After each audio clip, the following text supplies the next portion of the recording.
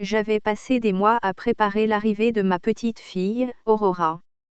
Chaque minuscule chaussette, chaque couverture pliée avec soin, chaque berceuse répétée dans une chambre silencieuse enfin emplie d'espérance. Après des années de lutte contre l'infertilité et 2 fausses couches déchirantes, je croyais que l'univers, enfin, se montrait clément à mon égard. Et lorsqu'Aurora vint au monde, elle était parfaite. Elle avait mes fossettes, les yeux pétillants de son père, et un rire qui sonnait comme des carillons au printemps. Elle ramena la lumière dans ma vie et, l'espace d'un instant fugace, je me sentis de nouveau entière. Mais le destin, dans sa cruauté implacable, avait d'autres plans. Aurora n'avait que 6 mois lorsqu'elle tomba gravement malade. Tout commença par une fièvre, que les médecins écartèrent d'abord sans inquiétude, mais qui s'aggrava rapidement. En quelques jours, elle fut admise en soins intensifs. Les machines bipaient, les infirmières couraient, des prières s'élevaient à voix basse dans la salle d'attente. Je restais à son chevet chaque seconde, lui chantant des chansons, lui lisant des histoires, serrant sa petite main comme si, par mon amour seul, je pouvais l'ancrer à ce monde. Mais au 7e jour, juste au moment où le soleil du matin traversait les stores de l'hôpital, son minuscule cœur cessa de battre. Elle était partie. La douleur était indicable. Je ne mangeais plus, je ne dormais plus.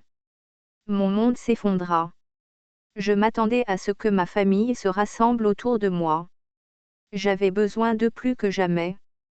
Mon frère, Jordan, m'appela une seule fois, juste une. Quant à mes parents, qui avaient promis de prendre l'avion pour me soutenir, ils annulèrent au dernier moment. La raison ? Jordan avait décidé d'organiser une fête improvisée autour de la piscine de son nouveau manoir pour célébrer sa promotion. Et mes parents, avides de se prélasser dans la gloire de leur enfant doré, choisirent d'y assister plutôt que de venir aux funérailles de ma fille. Oui, ils ont manqué les funérailles d'Aurora, pour une fête. Une fête au bord d'une piscine. Je me retrouvai seule lors de la petite cérémonie. Juste moi, mon mari et quelques amis proches. Pas un mot de mes parents, pas de fleurs, pas d'appel, rien. Comme si Aurora n'avait jamais existé. Comme si ma douleur n'était pas assez pratique pour s'inscrire dans leur emploi du temps.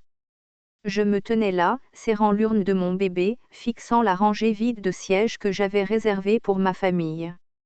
Mes larmes ne coulaient plus seulement pour Aurora.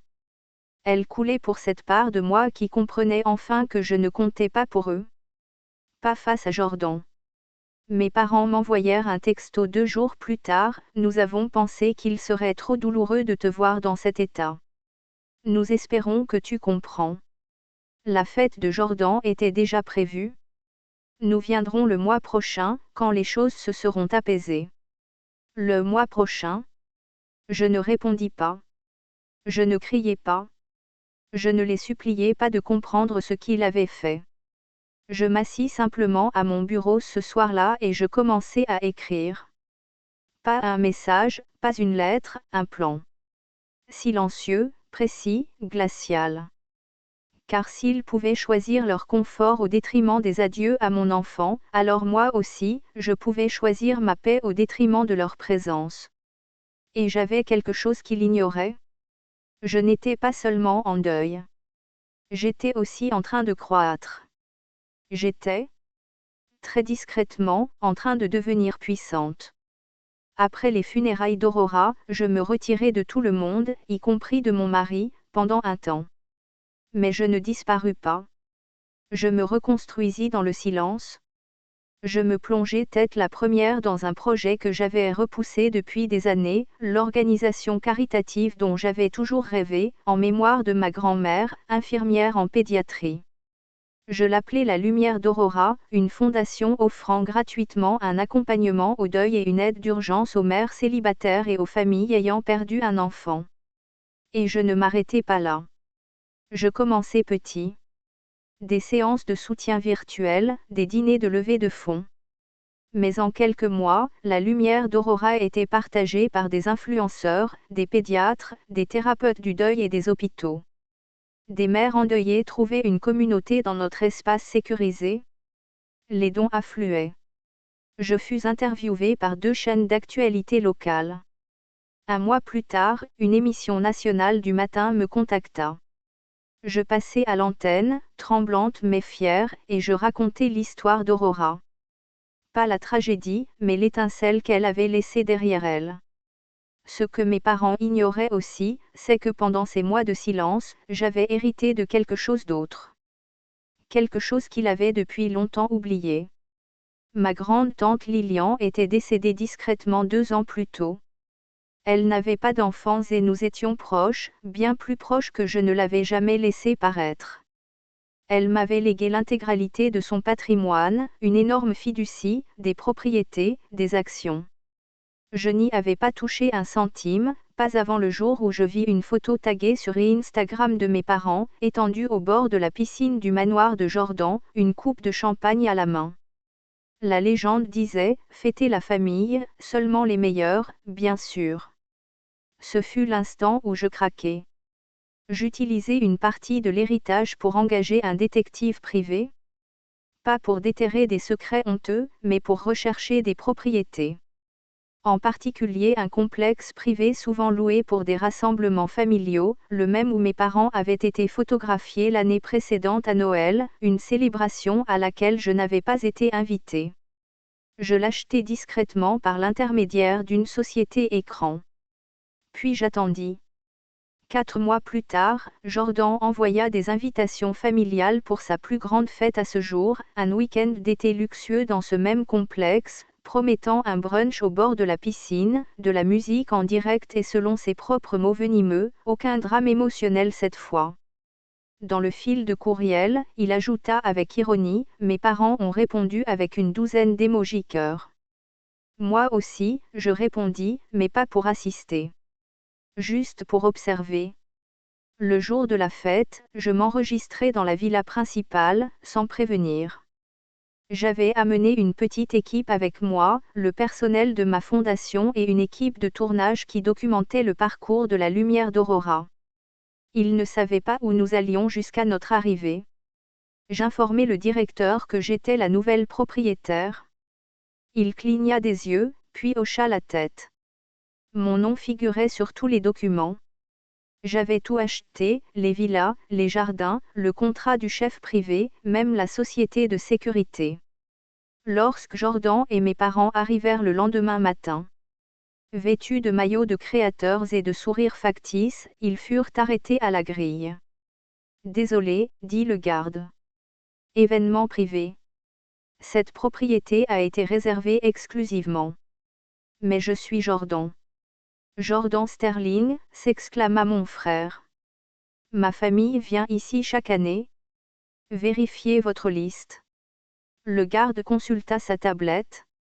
Oui, je vois votre nom. Mais vous avez été retiré de la liste des invités hier soir. Retiré par qui, exigea ma mère. C'est alors que je sortis, vêtue d'une robe blanche, calme, silencieuse. Derrière moi, mon équipe portait des cartons étiquetés La lumière d'Aurora. L'équipe de tournage commença à filmer, capturant l'expression stupéfaite de leur visage.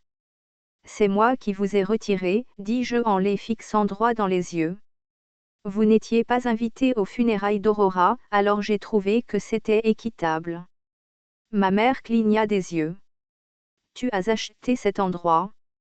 Non, répondis-je. Je possède cet endroit. Ils tentèrent de discuter, évidemment. Mon père hurla. Jordan éclata d'un rire amer. Mais les gardes les escortèrent doucement hors de la propriété, tandis que je les observais en silence. En partant, je leur remis à chacun une carte. Elle disait, ce week-end devait être réservé à la famille. Vous avez clairement montré que je ne fais pas partie de la vôtre, alors j'en ai créé une à moi. Ce soir-là, j'organisai un événement aux chandelles sur la pelouse du complexe. Des dizaines de mères et de pères ayant perdu leurs enfants se réunirent sous les étoiles. Nous partagions nos histoires. Nous pleurions. Nous guérissions. Et je compris que je n'avais jamais vraiment perdu Aurora. Elle était partout, dans les étoiles, dans la bonté, dans chaque acte discret de courage que j'avais entrepris pour reconstruire ma vie sans ceux qui m'avaient trahi. Je n'avais pas besoin de leurs excuses. J'avais bâti quelque chose de plus fort que leur approbation. Dans les semaines qui suivirent l'incident de la fête au bord de la piscine, les retombées furent exactement ce que j'attendais et même plus brutales que ce que j'avais prévu. Mon frère Jordan tenta de sauver la face en ligne, publiant des messages sibyllins sur la trahison et sur « ces gens qui oublient qu'il les a aidés à s'élever ». Mais des captures d'écran de ces légendes vulgaires au bord de la piscine circulaient déjà, mises en parallèle avec les vidéos de mon émouvant événement La Lumière d'Aurora. La sympathie du public bascula. Les sponsors se retirèrent de ces événements professionnels. Sa marque en prit un coup. Et lorsqu'il tenta d'organiser une nouvelle fête dans un autre lieu le mois suivant, on lui répondit que tout était complet. Quant à mes parents, leurs téléphones restèrent silencieux. Pour une fois, ils n'avaient rien à dire. Pas d'excuses, pas d'indignation, juste un silence stupéfait. Je pensais que cela marquerait la fin. Et, honnêtement, cela m'allait très bien jusqu'à ce qu'un après-midi pluvieux, je reçoive une lettre par la poste. Ce n'était pas écrit à la main. Ce n'était pas chargé d'émotion. C'était un document dactylographié, envoyé par l'avocat de mes parents. Il demandait une rencontre. Non pas pour s'excuser, ni pour renouer, mais pour demander de l'aide. De l'aide financière. Ils étaient criblés de dettes. Apparemment, après des années de vacances somptueuses, de dépenses effrénées pour les affaires de Jordan, et de multiples réhypothèques de leur maison. Ils faisaient face à une saisie. Et le plus grand retournement de situation. La maison qu'il allait perdre était à mon nom. Voyez-vous, des années plus tôt, lorsque j'avais 21 ans, mon père avait mis l'acte de propriété à mon nom pour éviter un problème fiscal. Il ne me l'avait jamais dit, jusqu'à ce que je découvre ce détail dans des dossiers juridiques lors de l'expansion de ma fondation. Cela lui avait échappé depuis longtemps. J'avais donc un choix. Vendre la maison. La sauver. Ou la reprendre. Je ne fis rien de tout cela immédiatement. J'exigeais plutôt une rencontre en face à face. Ils arrivèrent à mon bureau, pâles, humiliés, paraissant des années plus vieux que dans mon souvenir. Ma mère portait des lunettes de soleil à l'intérieur. Mon père fixait le sol. Jordan n'était pas avec eux. Il s'était apparemment éloigné pour se concentrer sur son rebranding. Je ne leur proposai pas d'eau. Je ne souris pas. Je fis simplement glisser une feuille de papier à travers la table. Qu'est-ce que c'est, murmura ma mère. Une lettre, répondis-je. Elle dit, je vous pardonne, mais je ne vous dois plus rien. Et en bas figure un transfert des droits de propriété. Ils levèrent les yeux, confus. Tu rends la maison, demanda mon père. Je secouai la tête. Non. Je la donne. À qui? À la lumière d'Aurora, dis-je simplement. Elle deviendra un lieu de retraite pour les parents ayant perdu des enfants et n'ayant nulle part où aller. Un espace de paix, de guérison, de sécurité. Pas de honte. Ma mère étouffa un cri. Tu ne peux pas faire ça. C'est notre maison. Non, répondis-je doucement. Elle ne l'a jamais été. Vous en avez décidé ainsi le jour où vous avez choisi une fête plutôt que les funérailles de votre petite fille. Ils s'effondrèrent. Enfin, des larmes. Des vraies. Mais je ne me levai pas. Je ne les consolai pas. Je laissai le silence emplir la pièce. Je leur laissai ressentir ce que j'avais ressenti ce jour-là, le vide. La solitude.